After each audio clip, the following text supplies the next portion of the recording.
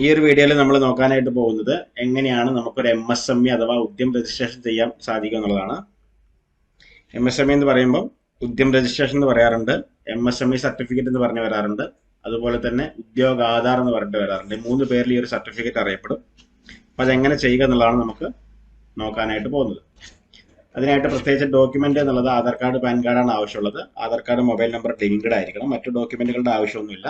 File upload ചെയ്ത് കൊടുക്കേണ്ട ആവശ്യമില്ല. ശ്രദ്ധിക്കേണ്ട കാര്യം എന്നുള്ളത് GST കാര്യങ്ങളൊക്കെ ഉള്ള ആളുകളാണെങ്കിൽ അതിന്റെ സർട്ടിഫിക്കറ്റ് കാര്യങ്ങൾ വേണം. അതുപോലെ തന്നെ ITR ഫയൽ ചെയ്യുന്ന ആളുകളാണെങ്കിൽ അതിന്റെ ഡീറ്റെയിൽസ് കാര്യങ്ങൾ വേണം. ഇനിയല്ല സാധാരണക്കാരനെ ഒരാൾക്ക് കൊടുക്കുകയാണെങ്കിൽ ഇവിടെ നമ്മൾ വെബ്സൈറ്റിൽ വന്ന ശേഷം ഫോർ ന്യൂ എന്റർപ്രൈനർ എന്നുള്ള ഭാഗത്ത് ക്ലിക്ക് ചെയ്യുക. ഇവിടെ ആധാർ നമ്പറും അതുപോലെ തന്നെ ആധാർ കാർഡിലെ പോലെ പേരും എൻ്റർ ചെയ്ത് കൊടുക്കുക. അതിനുശേഷം വാലിഡേറ്റ് ആൻഡ് ജനറേറ്റ് OTP എന്നുള്ള ഭാഗത്ത് ക്ലിക്ക് ചെയ്യുമ്പോൾ ആധാർ കാർഡും മൊബൈൽ നമ്പർ ലിങ്ക് ആയിരിക്കുന്ന ഫോണിലേക്ക് ഒരു OTP പോവും. അടുത്ത ടൈപ്പ് ഓഫ് ഓർഗനൈസേഷൻ ആണ്. ഇവിടെ നമ്മൾ ഒരു സാധാരണക്കാരന് കൊടുക്കുന്ന സമയത്ത് ഇവിടെ ഫസ്റ്റത്തെ ഓപ്ഷൻ തന്നെ പ്രൊപ്പറേറ്ററി എന്നുള്ള ഓപ്ഷൻ തന്നെ സെലക്ട് ചെയ്ത് കൊടുക്കുക. അതിനുശേഷം പാൻ കാർഡ് നമ്പർ എൻ്റർ ചെയ്ത് കൊടുക്കുക. കസ്റ്റമറുടെ പാൻ കാർഡ് നമ്പർ എൻ്റർ ചെയ്ത് കൊടുക്കുക, അല്ലെങ്കിൽ അപേക്ഷകന്റെ പാൻ കാർഡ് നമ്പർ എൻ്റർ ചെയ്ത് കൊടുക്കുക. അതിനുശേഷം ഇവിടെയുള്ള ടിക്ക് ബോക്സ് ഇട്ട് പാൻ വാലിഡേറ്റ് എന്നുള്ള ഭാഗത്ത് ക്ലിക്ക് ചെയ്യുക. കണ്ടിന്യൂ എന്നുള്ള ഭാഗത്ത് ക്ലിക്ക് ചെയ്യുക. അതിനുശേഷം ഇവിടെ ITR ഫയലിൽ ചെയ്യുന്ന ആളുകളാണെങ്കിൽ ഓട്ടോമാറ്റിക്കായിട്ട് ഇവിടെ യെസ് വന്നിട്ടുണ്ടാവും, അല്ലാന്നുണ്ടെങ്കിൽ നോ വന്നിട്ടുണ്ടാവും. GST ഉണ്ടോ എന്നുള്ളതാണ് ചോദ്യം. അത് യെസ് ഓർ നോ അവിടെ സെലക്ട് ചെയ്ത് കൊടുക്കുക. നോ ആണെങ്കിൽ നോ സെലക്ട് ചെയ്ത് കൊടുക്കുക. അടുത്തായിട്ട് ഒരു മൊബൈൽ നമ്പർ ഇവിടെ എൻ്റർ ചെയ്ത് കൊടുക്കാനാണ് ആവശ്യപ്പെടുന്നത്. മൊബൈൽ നമ്പർ എൻ്റർ ചെയ്ത് കൊടുക്കുക. അതിനുശേഷം ഇമെയിൽ ID ആണ്. അതിനുശേഷം കുറച്ച് ചോദ്യങ്ങളാണ്, 8, 9, 10 കുറച്ച് ചോദ്യങ്ങളാണ്. സോഷ്യൽ കാറ്റഗറി, ജെൻഡർ, അതുപോലെ തന്നെ സ്പെഷ്യലി ഏബിൾഡ് ആണെന്നുള്ളത് അത് സെലക്ട് ചെയ്ത് കൊടുക്കുക. അതിനുശേഷം താഴേക്ക് വരിക. താഴേക്ക് വന്നിട്ട് നെയിം ഓഫ് എന്റർപ്രൈസസ് എന്നുള്ള ഭാഗത്ത് എന്താണ് ആ ഒരു കമ്പനിയുടെ പേര് അല്ലെങ്കിൽ ആ ഒരു ബിസിനസിന്റെ പേര് എന്താണെന്നുള്ളത് ഇവിടെ ടൈപ്പ് ചെയ്ത് കൊടുക്കുക. അതിനുശേഷം പ്ലാന്റ് യൂണിറ്റ് എന്നുള്ള ഭാഗത്ത് ആ ഒരു ആളുടെ യൂണിറ്റ് എന്താണോ അത് ഇവിടെ ടൈപ്പ് ചെയ്ത് കൊടുക്കുക. മേ ബി കമ്പനി പേര് തന്നെയായിരിക്കും ഉണ്ടാവുക. ഫോർ എക്സാമ്പിൾ ഒരു ടൈലറിംഗിന്റെ ഒക്കെ ആണെങ്കിൽ അവരുടെ പേര് അതിവിടെ എൻ്റർ ചെയ്ത് ആഡ് യൂണിറ്റ് എന്നുള്ള ഭാഗത്ത് ക്ലിക്ക് ചെയ്യുക. അങ്ങനെ ഒന്നിലധികം യൂണിറ്റുകൾ ഉണ്ടെങ്കിൽ, അത് ഒരു കമ്പനി കണ്ടറിൽ ഒന്നിലധികം യൂണിറ്റുകൾ ഉണ്ടെങ്കിൽ അവിടെ 1 by 1 ആയിട്ട് നമുക്ക് ആഡ് ചെയ്യാവുന്നതാണ്. ഫോർ എക്സാമ്പിൾ ഇതൊരു വലിയ മാതൃ കമ്പനി, അതിന് താഴെയുള്ള കുറച്ച് കമ്പനികളുടെ പേരുകളായിരിക്കണം ഈ രീതിയിൽ നമുക്ക് വരേണ്ടത്. അതിനുശേഷം ഇവിടെ യൂണിറ്റ് നെയിം എന്നുള്ള ഭാഗത്ത് ക്ലിക്ക് ചെയ്ത് ആ ഒരു കമ്പനി സെലക്ട് ചെയ്ത് കൊടുക്കുക. അതിനുശേഷം ഫ്ലാറ്റ്, നെയിം, വില്ലേജ് പോലുള്ള കാര്യങ്ങൾ ഇവിടെ കൃത്യമായിട്ട് പൂരിപ്പിച്ച് കൊടുക്കുക. അതിനുശേഷം ആഡ് പ്ലാൻ എന്നുള്ള ഭാഗത്ത് ക്ലിക്ക് ചെയ്യുക. താഴേക്ക് വരിക.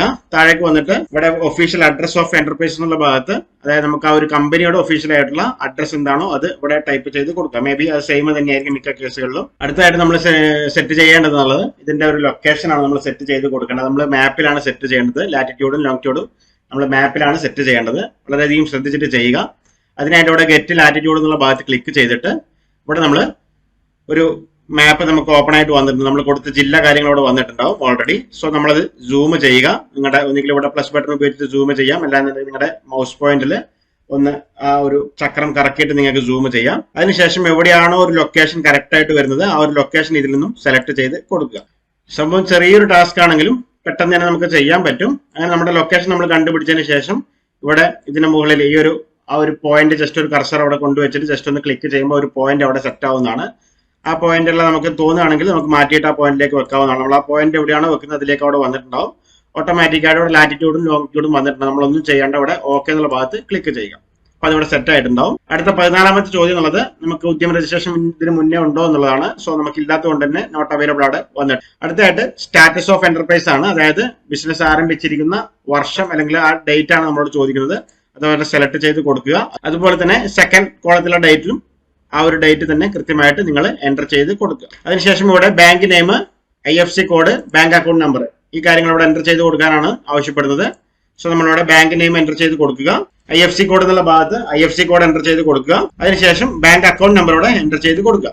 അതിനുശേഷം നമ്മൾ ഇവിടെ നമ്മുടെ ഈ ഒരു കമ്പനിയുടെ രജിസ്ട്രേഷൻ ചെയ്യാൻ ഉദ്ദേശിക്കുന്ന കമ്പനിയുടെ മേജർ ആക്ടിവിറ്റി എന്താണെന്നുള്ളതാണ്. സർവീസസ് ഉണ്ട്, മാനുഫാക്ചറിംഗ് ഉണ്ട്, നിർമ്മാണം ഉണ്ട്, സേവനം ഉണ്ട്. അതിൽ ഏതാണ് സെലക്ട് ചെയ്ത് കൊടുക്കുക. മാനുഫാക്ചറിംഗ് ആണെങ്കിൽ മാനുഫാക്ചറിംഗ് സെലക്ട് ചെയ്ത് കൊടുക്കുക. ഓക്കെ, ഇനി എല്ലാ സർവീസസ് ആണെങ്കിൽ സർവീസസ് സെലക്ട് ചെയ്ത് കൊടുക്കുക. ഇപ്പൊ ഉദാഹരണത്തിന് നമ്മളെ പോലുള്ള ഒരു ഇന്റർനെറ്റ് സ്ഥാപനങ്ങളൊക്കെ ആണെങ്കിൽ അത് സർവീസസ് മേഖലയാണ്, മാനുഫാക്ചറിംഗ് അല്ല. ഇനി അല്ല എന്തെങ്കിലും ഒക്കെ ഉൽപ്പാദിപ്പിക്കുന്ന യൂണിറ്റുകളാണെങ്കിൽ അത് മാനുഫാക്ചറിംഗ് മേഖലയിലായിരിക്കണം നമ്മൾ കൊടുക്കേണ്ടത്. അതിനുശേഷം ഇവിടെ സെർച്ച് NIC കോഡാണ്. നമ്മൾ അവിടെ ഒന്നും സെർച്ച് ചെയ്യേണ്ട ആവശ്യമില്ല. ഇവിടെ നമ്മൾ സെലക്ട് ചെയ്ത് കൊടുക്കുക. മാനുഫാക്ചറിംഗ് ആണെങ്കിൽ മാനുഫാക്ചറിംഗ് സെലക്ട് ചെയ്ത്, എല്ലാ സർവീസസ് ആണെങ്കിൽ സർവീസസ് സെലക്ട് ചെയ്ത് കൊടുക്കുക. ഓക്കെ, അതിനുശേഷം ഇവിടെ ചൂസ് NIC കോഡ് എന്നുള്ള ഭാഗത്ത് ഇവിടെ ഒരുപാട് ഓപ്ഷൻസ് കൊടുത്തിട്ടുണ്ട്. ഞാനിപ്പോൾ ഉദാഹരണത്തിന് ഒരു ടെക്സ്റ്റൈൽസിന്റെ ആണെന്ന് കരുതുക. ഫോർ എക്സാമ്പിൾ ഒരു ടൈലറിംഗിന്റെ ആണ് രജിസ്റ്റർ ചെയ്യുന്നത് കരുതുക. അപ്പൊ നമുക്ക് ഇവിടെ ആയിട്ട് മാനുഫാക്ചറിംഗ് ഓഫ് വിയറിംഗ് അപ്പിയറൽ എന്നൊരു ഓപ്ഷൻ ഉണ്ട്, അത് സെലക്ട് ചെയ്യുക. ചൂസ് ഫോർ എന്നുള്ള ഭാഗത്ത് ഇവിടെ കുറച്ച് ഓപ്ഷനുകൾ കൊടുത്തിട്ടുണ്ട്. വിയറിംഗ് അപ്പിയറൽ എന്നുള്ള ഭാഗത്ത് ജസ്റ്റ് അത് ക്ലിക്ക് ചെയ്ത് ഇവിടെ കസ്റ്റം ടൈലറിംഗ് കാര്യങ്ങളുണ്ട്, അത് സെലക്ട് ചെയ്ത് ആഡ് ആക്ടിവിറ്റി എന്നുള്ള ഭാഗത്ത് ക്ലിക്ക് ചെയ്യാം. ദെൻ നമുക്ക് കൂടുതൽ സർവീസുകൾ ആഡ് ചെയ്യാനായിട്ട് വീണ്ടും മാനുഫാക്ചറിംഗ് ക്ലിക്ക് ചെയ്തിട്ട് ഇവിടെ നമ്മൾ വീണ്ടും എന്ത് ചെയ്യുന്നു, വിയറിംഗ് അപ്പിയറൽ ഇതിനെ സെലക്ട് ചെയ്ത് ഇവിടെ വിയറിംഗ് അപ്പിയറൽ വീണ്ടും സെലക്ട് ചെയ്തു. അതിനുശേഷം custom manufacturing of wearing apparel NEC എന്നുള്ള ഓപ്ഷൻ കൂടി ഞാൻ സെലക്ട് ചെയ്ത് കൊടുത്തു. അങ്ങനെ ഒന്നിലധികം ആക്ടിവിറ്റീസുകൾ നമ്മൾ ഇവിടെ എന്ത് ചെയ്യുക, ആഡ് ചെയ്ത് കൊടുക്കുക. അവരുടെ അപേക്ഷകന്റെ ആ ഒരു ബിസിനസ്സിനനുസരിച്ചുള്ള സംഭവങ്ങൾ അവിടെ എൻ്റർ ചെയ്ത് കൊടുക്കുക. അതിനുശേഷം നമ്പർ ഓഫ് പേഴ്സൺ എംപ്ലോയ്ഡ് എന്നുള്ളതാണ്, എത്ര ആളുകളാണ് ജോലി ചെയ്യുന്നതാണ്. മെയിൽ എത്ര, ഫീമെയിൽ എത്ര എന്നുള്ളതാണ്, അതേഴ്സ് എത്ര എന്നുള്ളതാണ്. മൂന്നും അവിടെ സെലക്ട് ചെയ്ത് കൊടുക്കുക. 0 ആണെങ്കിൽ 0 തന്നെ എൻ്റർ ചെയ്ത് കൊടുക്കുക. ഒന്നും കൊടുക്കാതിരുന്നു കഴിഞ്ഞാൽ പോകത്തില്ല. 0 ആണെങ്കിൽ 0 എൻ്റർ ചെയ്ത് കൊടുക്കുക. അതിനുശേഷം ഇവിടെ റിട്ടേൺ ഡൗൺ വാല്യൂയും അതുപോലുള്ള കാര്യങ്ങളൊക്കെയാണ്. നോർമൽ കേസുകളിൽ 0 ആയിരിക്കും, അതായത് നമ്മുടെ ഒരു സാധാരണക്കാരനെ സംബന്ധിച്ച് അത് 0 ആയിരിക്കും.